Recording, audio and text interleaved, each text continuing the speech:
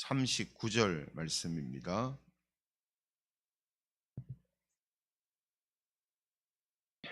봉독할 하나님 말씀 히브리서 10장 26절에서 39절까지 말씀을 제가 봉독하겠습니다. 26절부터 봉독합니다. 우리가 진리를 아는 지식을 받은 후 짐짓 죄를 범한즉 다시 속죄하는 제사가 없고 오직 무서운 마음으로 심판을 기다리는 것과 대적하는 자를 태울 맹렬한 불만 있으리라. 모세의 법을 폐한 자도 두세 증인으로 말미암아 불쌍히 여김을 받지 못하고 죽었거든. 하물며 하나님의 아들을 짓밟고 자기를 거룩하게 한 언약의 피를 부정한 것으로 여기고 은혜의 성령을 욕되게 하는 자가 당연히 받을 형벌을 얼마나 더 무겁겠느냐. 너희는 생각하라. 원수 갚는 것이 내게 있으니 내가 갚으리라 하시고 또다시 주께서 그의 백성을 심판하리라 말씀하신 것을 우리가 아노니 살아계신 하나님의 손에 빠져들어가는 것이 무서울진저 전날에 너희가 빛을 받은 후에 고난의 큰 싸움을 견디어낸 것을 생각하라. 혹은 비방과 환난으로서 사람에게 구경거리가 되고 혹은 이런 형편에 있는 자들과 사귀는 자가 되었으니 너희가 갇힌 자를 동정하고 너희 소유를 빼앗기는 것도 기쁘게 당한 것은 더 낫고 영구한 소유가 있는 줄 알미라. 그러므로 너희 담대함을 버리지 말라. 이것이 큰 상을 얻게 하느니라. 너희에게 인내가 필요함은 너희가 하나님의 뜻을 행한 후에 약속하신 것을 받기 위함이라. 잠시 잠깐 후면 오시리가 오시리니 지체하지 아니하시리라. 나의 의인은 믿음으로 말미암아 살리라. 또한 뒤로 물러가면 내 마음이 그를 기뻐하지 아니하리라 하셨느니라. 같이 읽겠습니다. 우리는 뒤로 물러가 멸망할 자가 아니요 오직 영혼을 구원함에 이르는 믿음을 가진 자니라. 아멘. 이 시간에는 구원에 이르는 믿음, 구원에 이르는 믿음, 이런 제목을 가지고 말씀을 함께 나누겠습니다. 기독교인에게 있어서 가장 중요한 주제는 뭐라고 해도 이 구원이죠. 그리고 이 구원은 믿음이 있는 자한테 이제 주어집니다. 그렇다면 구원에 이르는 믿음이란 어떤 믿음인가? 우리가 알고 있지만요. 오늘 이 시간 다시 한번 이 믿음에 대하여서 함께 살펴보겠습니다. 오늘 우리가 봉독한 이 히브리서 본문은 이 구원함에 이르는 믿음에 대해서 설명을 하고 있는데요. 먼저 39절에 보면은 이렇게 이야기를 합니다. 39절 같이 읽어보겠습니다. 시작. 우리는 뒤로 물러가 멸망할 자가 아니요 오직 영혼을 구원함에 이르는 믿음을 가진 자니라. 영혼을 구원함에 이르는 믿음을 가진 자다, 이렇게 표현을 하고 있습니다. 뒤로 물러가 멸망할 자가 있고 구원함에 이르는 믿음을 가진 자가 있다, 이렇게 대조를 하고 있죠. 그죠?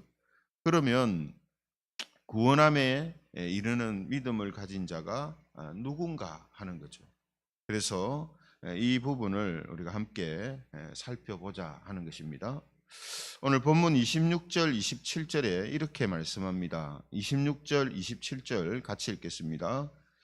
26절 읽겠습니다. 시작. 우리가 진리를 아는 지식을 받은 후 짐짓 죄를 범한즉 다시 속죄하는 제사가 없고 오직 무서운 마음으로 심판을 기다리는 것과 대적하는 자를 태울 맹렬한 불만 있으리라. 여기 이 9절에 보면요, 우리가 진리를 아는 지식을 받은 후 짐짓 죄를 범한즉 이렇게 되어 있습니다. 성경에 보면 이와 비슷한 말씀들이 나오죠. 예수님에 대해서 알고 나서 예수님을 믿다가 죄를 짓고 예수님에게서 떨어져 나감으로, 믿지 않음으로 인하여서 구원을 얻지 못하는 사람들이 있다라는 이런 이제 표현들이 성경에 종종 나오고 있습니다. 오늘 본문에도 이 비슷한 이야기를 하고 있는데요. 여기에서 진리를 아는 지식을 받은 후 짐짓 죄를 범했다 이렇게 했잖아요. 이 죄가 뭐냐 하는 게 중요합니다. 그죠? 진리를 아는 지식을 받았어요. 예수님에 대하여서 아는 지식이 생겼습니다. 그리고 아마 그 지식을 통해서 예수님을 믿을까 혹은 믿는 모습들이 이제 나타났겠죠. 그런데 짐짓 죄를 범했다 했습니다. 여기에서 말하는 이 죄라는 것은 이 사회 도덕적인 그런 죄라든지 또 신앙 윤리와 관련된 그런 죄를 말하는 게 아닙니다. 뭘 이야기하냐면 예수 그리스도와 대속을 불신하는 죄를 이제 말하는 거죠. 그렇죠? 그래서 우리가 여러분 성경에서 일관되게 이야기하는 게 뭐냐 하면 우리의 구원을 결정하는 것은 우리가 어떤 이 죄를 짓는 행위를 했느냐 안 했느냐가 우리의 구원을 결정하는 게 아닙니다. 우리의 구원을 결정하는 것은 뭐죠? 예수 그리스도를 믿는 믿음이 그 사람에게 있느냐 없느냐 이게 결정적인 요소입니다. 그런데 이 믿음이 있는데 뭐 잘못했다고 죄를 지었다고 구원에 이르지 못한다? 이건 성경이 이야기하는 큰 진리와 바로 충돌하는 거죠. 근데 우리는 성경의 이런 이제 표현들을 제대로 깊게 생각하지도 않고 무조건 그냥 성경이 이렇게 표현했으니까 예수님을 정말로 진실로 믿다가 죄를 지어서 구원 못 받는 사람도 있다. 이렇게 생각을 한단 말이죠. 이런 생각의 결과가 뭐냐면 교인들이 내가 지금 이렇게 잘 못 사는데 신앙생활을 이제 바로 못 하고 있는데 구원받겠나 이런 생각으로 연결이 되는 거예요. 그래서 이런 구절에서 이야기하는 죄라는 것은 어떤 기독교 윤리적인 죄 이런 죄를 말하는 게 아닙니다. 말씀을 좀 지키지 못하고 이런 죄를 이야기하는 게 아니에요. 구원에 이르지 못하는 죄는 무슨 죄입니까? 예수님을 믿지 않는 거예요. 그러니까 우리가 예수님에 대하여서 지식적으로 알고 그 지식을 통해서 교회를 나오고 교회 생활을 한다고 해서 그 사람 속에 예수님을 믿고 대속을 믿는 믿음이 있다라고 단언할 수는 없는 거거든요. 그렇잖아요. 우리가 지식을 가지고 어떤 행동을 할 수는 있습니다. 그게 신앙도 마찬가지죠. 그런데 정말로 그 사람 속에 예수님을 그리스도로 믿고 내 구원자로 확실하게 믿고 그분이 나의 죄를 대신하여 주심으로 그 믿는 자들은 구원받는다라는 이것에 대한 믿음이 확실하게 있느냐, 이게 중요한 부분이라는 거죠. 이것이 없이 교회에 나올 수 있습니다. 이것이 없이 교회 직분자도 되고 장로도 되고 수십 년 교회를 다닐 수도 있어요. 그죠? 그러니까 이것을 우리가 이제 혼동을 하면은 안 된다는 겁니다. 그래서 그 다음 나오는 구절 28절 29절에 보면 그 짐짓 죄를 범한 죄가 뭔지를 설명을 합니다. 28절 29절도 같이 한번 읽어보겠습니다. 시작. 모세의 법을 폐한 자도 두세 증인으로 말미암아 불쌍히 여김을 받지 못하고 죽었거든. 하물며 하나님의 아들을 짓밟고 자기를 거룩하게 한 언약의 피를 부정한 것으로 여기고 은혜의 성령을 욕되게 하는 자가 당연히 받을 형벌은 얼마나 더 무겁겠느냐 너희는 생각하라. 29절에서 하나님의 아들을 짓밟고 이렇게 표현하죠. 그죠? 또 자기를 거룩하게 한 언약의 피를 부정한 것 이렇게 표현합니다. 또 은혜의 성령을 욕되게 하는 자 이렇게 표현하죠. 여러분 이 세 가지 표현을 한번 자세히 한번 보세요. 다 뭘 이야기하는 겁니까? 예수 그리스도를 불신하고 예수 그리스도를 통한 구원을 믿지 못하는 죄를 지금 의미하는 겁니다. 그렇잖아요. 하나님의 아들을 짓밟는다는 게 뭡니까? 예수님을 진정으로 믿지 않는다는 거죠. 언약의 피를 부정한다는 게 뭐죠? 십자가 사건을 통해서 자신을 구원한다는 것을 믿지 않는다는 거예요. 은혜의 성령을 욕되게 하는 거 마찬가지죠. 성령께서 하시는 일이 뭡니까? 예수님을 믿음으로 구원받게 하는 게 성령님이 역사하잖아요. 근데 그것을 믿지 않는다는 것은 뭐죠? 은혜의 성령을 욕되게 하는 겁니다. 그러니까 짐짓 죄를 범함으로 인하여서 다시 속죄를 받을 수가 없다라고 이야기하는 이 말씀이 다 뭡니까?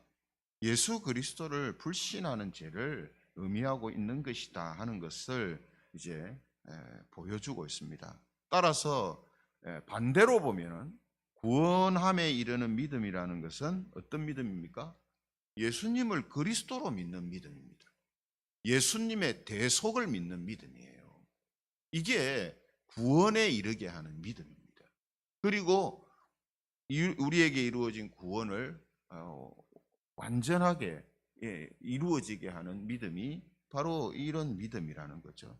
이런 의미에서 로마서 10장 9절에서 10절 말씀은 이렇게 말씀합니다. 로마서 10장 9절 10절에 보면 네가 만일 네 입으로 예수를 주로 시인하며 또 하나님께서 그를 죽은 자 가운데서 살리신 것을 네 마음에 믿으면 구원을 받으리라. 사람이 마음으로 믿어 의에 이르고 입으로 시인하여 구원에 이르느니라. 구원에 이르게 하는 것은 무엇입니까?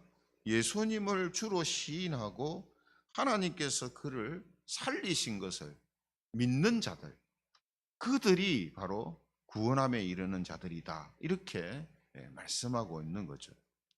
또 하나 구원함에 이르는 믿음이라는 게 뭐냐 하면 예수님을 그리스도로 믿는 그 믿음을 가지고 인내하는 믿음입니다. 인내하는 믿음. 그러니까 자기가 믿고 있는 그 믿음을 끝까지 지키는 믿음이라는 거죠. 그죠? 인내라는 것이 왜 나옵니까? 예수님을 그리스도로 믿는 믿음을 지키기 위한 인내를 말하거든요. 그죠? 그래서 32절에 보면은 이렇게 말씀합니다. 32절에 보면 전날에 너희가 빛을 받은 후에 고난의 큰 싸움을 견디어낸 것을 생각하라. 빛을 받은 후에 뭐라고 했습니까? 고난의 큰 싸움을 견디어낸 것을 생각해라. 그러니까 믿음을 지키기 위해서 인내한 것을 생각하라라고 이야기를 합니다. 왜 이걸 생각하라고 합니까? 지금 히브리서를 읽고 있는 교인들한테도 이 고난이 있단 말이죠. 어떤 고난입니까?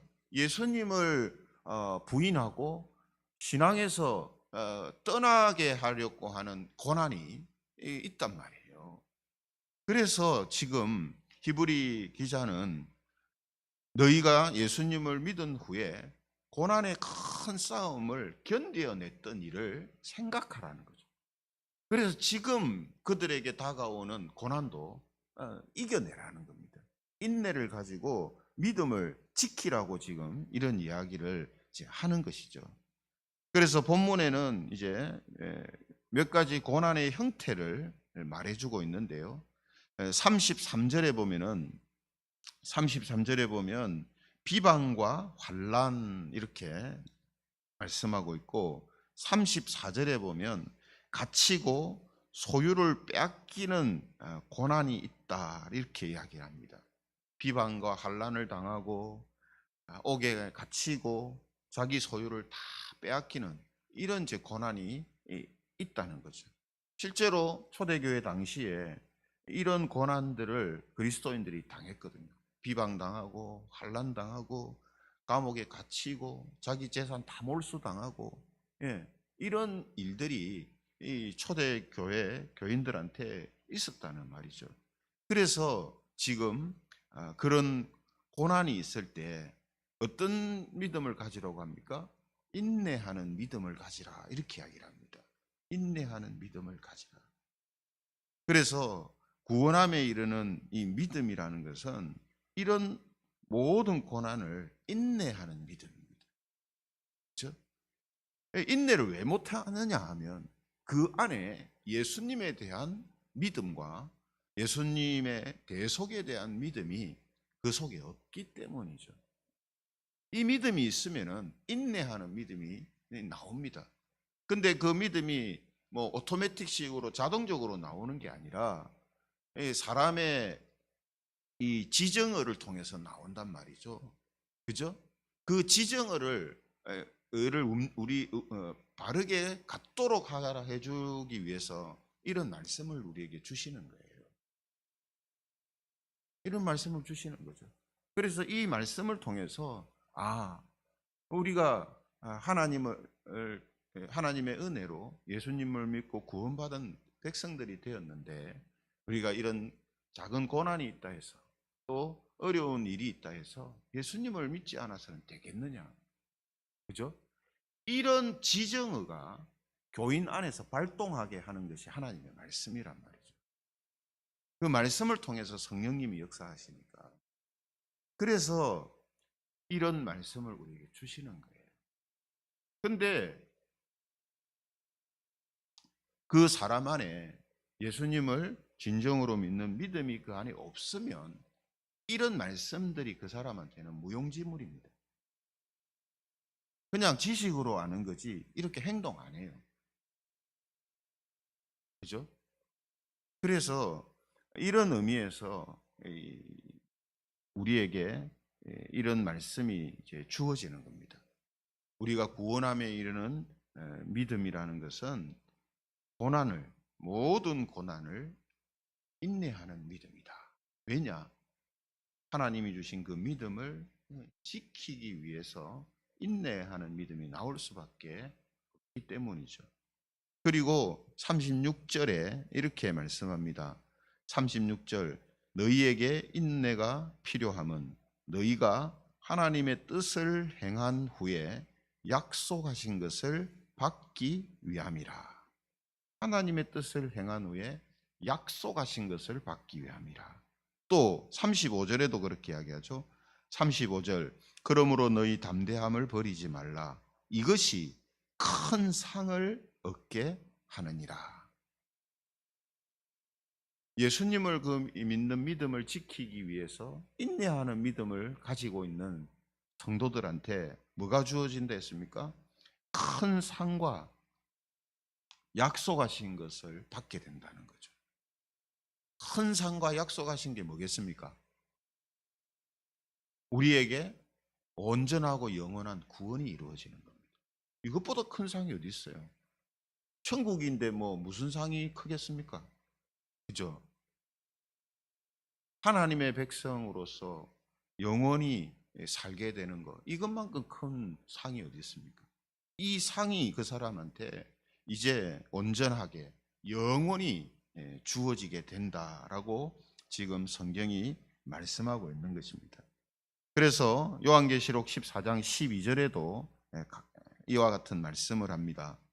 요한계시록 14장 12절에 보면 성도들의 인내가 여기 있나니 그들은 하나님의 계명과 예수에 대한 믿음을 지키는 자니라.